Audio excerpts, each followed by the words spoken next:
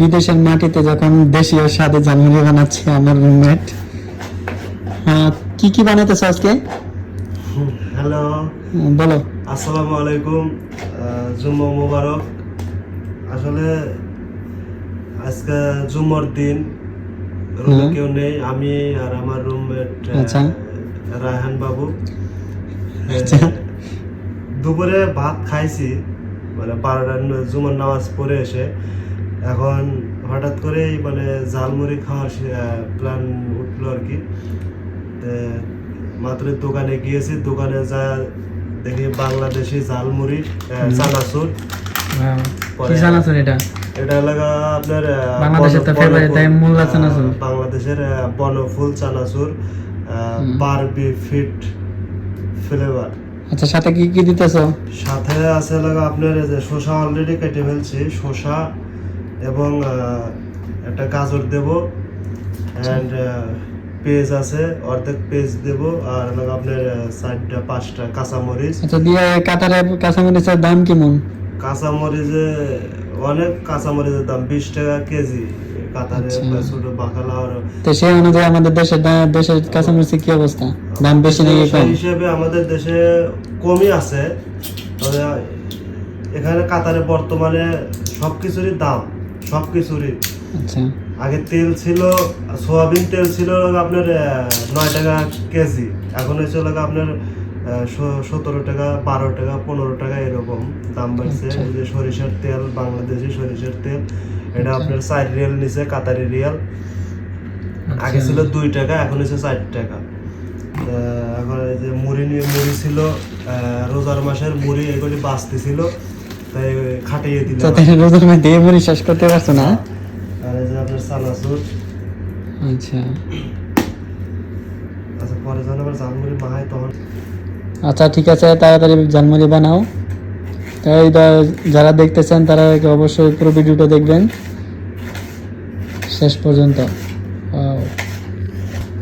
আচ্ছা, ঝালমুড়ি বানাতে বানাতে আরেকটা প্রশ্ন করি, কাতারের বর্তমানে কাজের পরিস্থিতি কেমন এখন? এই নিয়ে যদি একটু বিস্তারিত একটু বলতেন স্যার।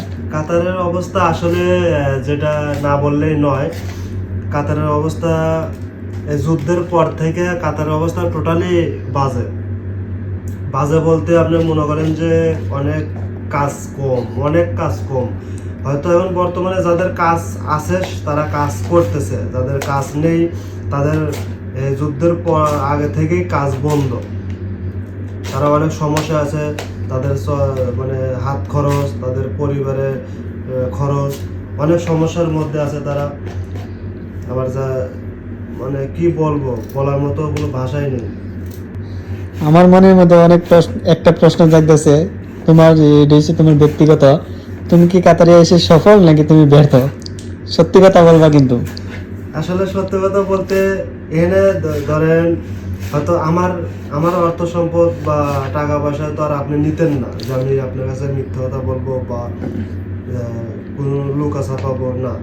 হয়তো আমি আমার দিয়ে বলি, আমি আলহামদুলিল্লাহ, আল্লাহ আমারে যেখান থেকে এত দূর নিয়ে আইছে, আমি আল্লাহর কাছে হাজারো শুকরিয়া আদায় করি। আল্লাহ আমারে অনেক ভালোবাসছে, অনেক দূর এগিয়েও নিছে। আর আমি ইনশাল্লাহ সামনের বছরে রিজাইন যাওয়ার চিন্তা ভাবনা করছি। তাই আমার জন্য সবাই দোয়া করবেন, আমি যেন ভালোভাবে সহি সালামতে দেশে ফিরতে পারি। দেশে গিয়ে তো বর্তমানে দেশে যাওয়ার প্ল্যান চলতেছে তোমার, তো দেশে যে তোমার প্ল্যান কি কি করবো মনে মনে হইতেছে?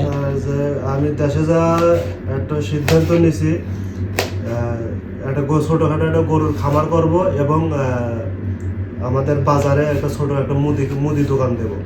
আমার এই একটা প্ল্যান, বাকিটা উপর আল্লাহর হাতে, দেখা যাক কি হয়। ধন্যবাদ সবাইকে। আমার বন্ধু রুমমেট দেশে যাওয়ার এই প্ল্যানটা কেমন হয়েছে অবশ্যই কমেন্ট বক্সে জানাবেন। ফাইনালি আমাদের ঝালমুড়ি রেডি। তো কেমন হয়েছে ঝালমুড়ি? একদম মাছ সেই দিল বাড়ি হ্যাঁ মাস্তা।